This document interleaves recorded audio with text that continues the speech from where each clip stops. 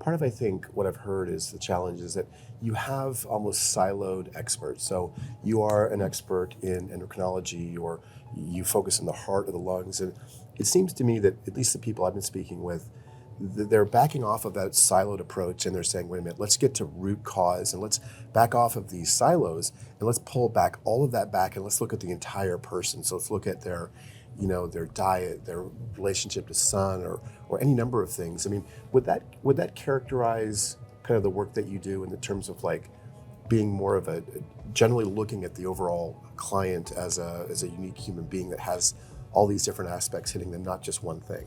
Well, it's different. You can call it precision medicine, you can call it personalized medicine, functional medicine, biologic medicine, but the idea is you can't afford to stop learning. Right. So you're always learning broader and deeper. And then when you meet an individual, like you're hypermobile, I know nothing about that. Then that physician practitioner is supposed to stop. Let's go do a PubMed search for a couple of weeks and research all the articles on this. Right. And I become the expert on that. If you do that with patients you see, because like for me, like part of my medical training is the buck stops here. You know, my first board certification is in family medicine, and the family medicine world's like, I have to know about autoimmune issues and heart issues and a whole bunch of other stuff, which I enjoy. So it doesn't, when you specialize, you get to say, I'm only going to know about one organ system, but you don't ever connect the dots between the heart and the kidneys, Right. or the heart and the lung, or the heart and the gut. Right. Did you know there's a neurological gut-brain and gut-heart axis and heart-brain axis? They call it your second brain or something, or their brain is here, and here, I guess. I don't know. Yeah, exactly. And so it's one of those things where it's like, all of a sudden now, like the functional medicine expert, I kind of like this as the uber generalist. You don't have the luxury, and that's one of the things that intellectually really I enjoy. Like, I don't have the luxury of just stopping where I'm at. I got to keep on learning, and so I enjoy that. But the primary driver for that was like my daughter, helping other kids, helping patients, and then realizing, wait a second, there's so many people you can help with this So stuff. it starts with doctors who have a willingness to learn new things and God forbid, question authority and question. And it's so interesting to me, you speak about these things that were hidden under the 1950s, or you go back to, I know we talked earlier about the stuff in BC and way back when. So it's interesting that stuff remains hidden, and it's not really pushed today in the modern concept of Western medicine. The problem is that our current healthcare system says we only accept randomized, double-blinded, placebo-controlled trials. So if I see 10 people and I do a therapy with 10 people and they all get better, no one listens to that. I need to do a randomized trial. Right, because that's anecdotal, right? It's anecdotal, yes. The fact that I've seen about 100,000 people in my career is considered anecdote now. Amazing. Right? Wait, is it 110 and then all of a sudden it's legitimate? I guess I haven't reached the number yet. Whatever that number is, maybe I'll never reach it. Been doing this for 22 years, and I guess I need to reach 200,000 or whatever. But it's like interesting because the way we get, and it's useful, like the way you find out that a medication like Plavix can prevent strokes is you find people who've had strokes, have a high risk, you give them the medication, you eliminate all other factors and nuances, confounding factors it's called, you find out if that medication works. The problem is you create a pseudo population that does not exist in the real world. I see, interesting. So I'm a clinical researcher, and like literally we call people every month to make sure they're taking their medication. Right. We see them every 3 days. If you're someone who doesn't take your medication, or you've had 2 strokes, not 1 stroke, or your last stroke was in the last 3 months, you can't get in the study.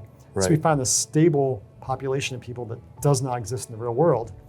We give them a therapy, and then we're like, okay, good, that works or doesn't work. It's like, but that's not the real world. Fake group of people. Not the real world. Right. Well, people forget, they talk about like things that are FDA approved, and it's like, there's most of what physicians do in practice does not have a randomized trial to back it up.